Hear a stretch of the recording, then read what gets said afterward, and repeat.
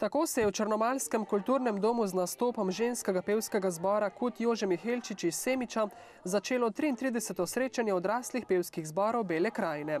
Vsako leto želimo, bom rekla, vsaj enkrat na leto zbrati belokranjske pevce, da se nam predstavijo z nekim ponavadnim novejšim repertoarjem, da predstavijo svoje delo. Skratka, gre za en tak pregled njihovega dela, zato imamo tudi strokovnega spremljevalca iz JSKD-ja, ki te zbore malo oceni, malo pouči o čem, tako da imajo neko povratno informacijo, kako sploh delajo.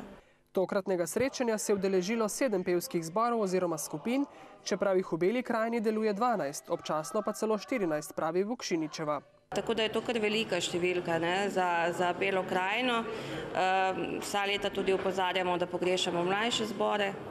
Torej, kot vidite, so vsi ti zbori nekoliko starejši, kar je sicer krasno, da se ti ljudje družijo, da pojejo, ampak neke svežine pa pogrešamo vsako leto, da bi se udeležili te revije tudi mlajši. 3 zborom oziroma skupinam je tokrat nastop na srečanju preprečila bolezen. Lahko sodelujejo vsi, mi nikoli nismo omejevali, niti nismo branili ne upokojenskim zborom, ne cerkvenim, ne manjšim pevskim skupinam, tako da so res vsi povabljeni.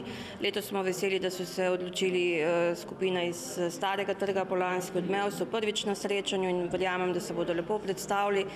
Na odru so se zvrstili še lovski pevski zbor Bele krajine, ženski pevski zbor Društva upokojencev Metlika, Oktet Vitis, mešani pevski zbor Samospev in moški pevski zbor Belt Črnomelj, ki je lani praznoval 30-letnico obstoja.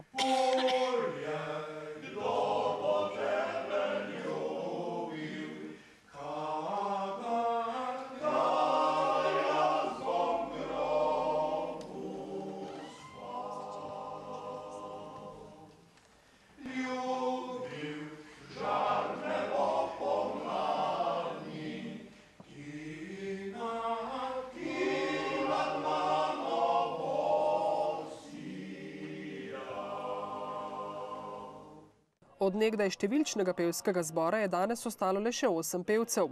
Kljub temu pravijo, da ne bodo odnehali in da bodo v zboru vztrajali še naprej.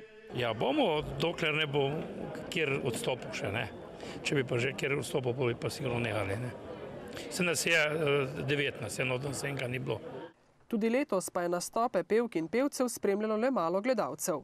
Ja, to je zanimivo, da smo zdaj kar nekaj let pripravljali to srečanje odraslih pevskih zborov v maju in so nam vsi zagotavljali, da ni publike zaradi maja, ker je že poletje. Letos imamo marca in je podobno stanje, tako da ne vem, škoda je, ker se pevci res trudijo in vsak bi rad, da ga kdo tudi posluša, tako da težko rečem, kaj je pravi razlog. Zagotovo pa je vse nastopajoče pozorno poslušal Milivoj Šurbek, strokovni spremljevalec srečanja. Ob slišanem porečem, da je bilo lepo slišati. Videlo se je veliko napora, veliko truda in trud se je izplačal zaradi tega, ker so vsi napravili to, kar smo pričakovali lahko od njih v okviru svojih glasovnih zmožnosti in fizičnih možnosti prav tako. Nekateri zbori so pokazali nek napredek, kar je zelo pozitivno, drugi pa obet. Tako da jaz sem pozitivno nastrojen z ozirom na to, kar sem danes slišal.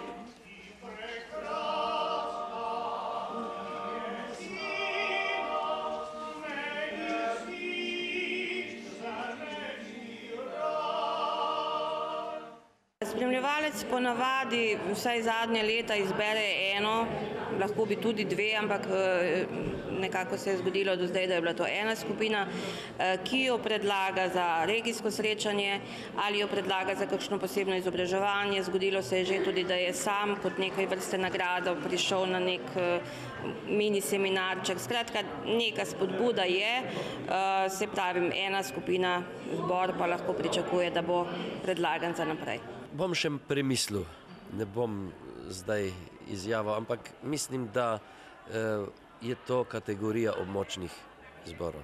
Zato Šurbek članom zborov in skupin svetuje, da naj delajo še tako naprej in uspeh bo gotovo prišel oziroma ne bo izostal, ker zadovoljili bodo sami sebe in tudi poslušalce.